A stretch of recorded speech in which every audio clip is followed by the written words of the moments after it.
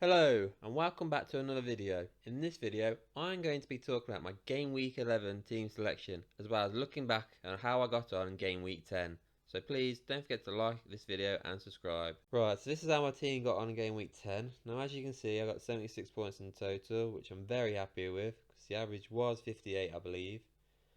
Very happy with that. Was slightly disappointed on Monday night watching the Forest game because I did think Villa could have kept a clean sheet in that game. Wasn't the case, I'm afraid. Got 2 points at the end, which is disappointing because I thought if they get 3 clean sheets on the bounce, they would have been confident for the next game against Chelsea. Fortunately, that's not the case, and now I'm not confident at all next week with Martinez against Chelsea. Looking at the defence, Cancelo has absolutely smashed it. I knew I should never sell him. I know people have been talking about getting rid of him.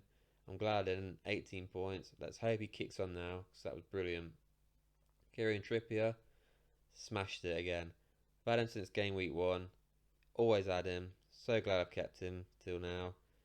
No clean sheet again, which is a little frustrating, but I'm glad I didn't go for Nick Pope as well now because Newcastle haven't kept a clean sheet now for quite a while. But Trippier keeps getting in those assists, so I'm buzzing for that. Reece James, he's been frustrating all season. First he starts at centre half. Now we've got a new manager. He's playing right wing, but he's getting rotated. He gets injured midweek against AC Milan, so now I don't know if he'll be fit for game week 11. And if he's not fit for game week 11, he's definitely not going to be fit for game week 12. So that's something I'm going to have to think about. The only good thing is he's highly owned, so it won't really affect me too much.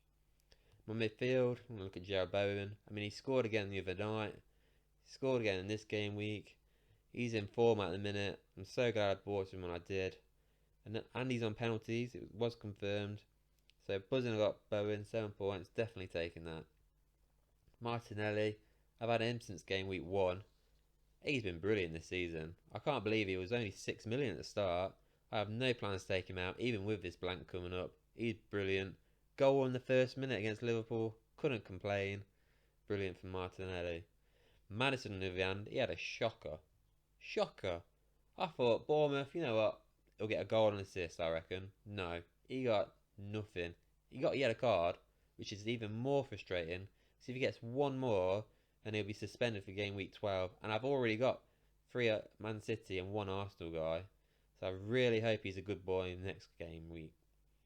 And the last one is Joel Linton. He's come off my bench, to be fair. I had Sufal, who's been a disaster. But Joel Linton, he came on, to be fair. He did get an assist, which I am happy about.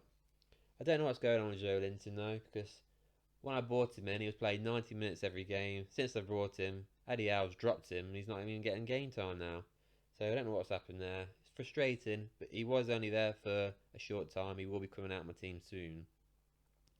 Up front, as you can see, Haaland. There's not really much to say about Haaland.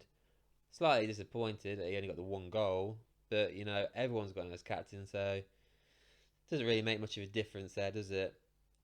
Harry Kane. I mean, I don't like Harry Kane to be honest, but this season he just keeps getting goal after goal after goal, which is frustrating as well because I want to take him out, but I can't take him out if he keeps scoring goals. So he's staying in for now. I might sell him soon, but Everton next game, he loves scoring against Everton. Gonna keep him. Another 7 point for Kane. Happy with that. And Tony, 5 points. I'll definitely take that because they were getting smashed, Brentford, weren't they? And I didn't think I was going to see anything for Tony. I thought, you know what, he's going to get another yellow card and that would be it, another 1 pointer. Thankfully, he got the goal with the penalty and I got 5 points. So yeah, I got lucky with that. And as you see my bench, I did have Pereira, but I had no plans to put him in my team. No plans to put him as number 1 on my subs bench. Was surprised that he got a goal. Bournemouth next game, could he go in my team? Well, we're about to find out. So let's get into game week 11, shall we? This is how my team's looking. Alright, I'll start off with the defence. Now, as you can see, I've got 2 free transfers for this week. And I've already used 1. I've took out John Stones already. And I replaced him with James Justin. It was either going to be Stones or Foul out. I've gone for Stones because I've already got 2 Man City and 1 Arsenal player. And with a blank coming up, I don't want any more. So James Justin's in. I've gone for Ward in goal, which is I'm worried about. So that's double Leicester defence, and they've been shocking this season. 1 clean sheet. But I've just thought Aston Villa, they could let in 3 or 4 goals. So could Leicester, though, to be fair. I'm just hoping Leicester's home form. I mean, it's not been great, to be fair, but they did beat Forest 4-0 at home. I'm hoping that they're battling relegation, they're going to go for it, and they're going to get that clean sheet. So it's a big gamble. We'll see how it goes. My other defenders are obviously Kieran Trippier. I have no confidence in this week. I do think Manchester United are going to score goals, which is frustrating. But Trippier did concede 3 against Man City and get that goal. So you never know, Kieran Trippier. He's always got returns in him, so we'll have to see. Cancelo, have no idea how this game is going to go. It's either going to be high scoring or 1-0.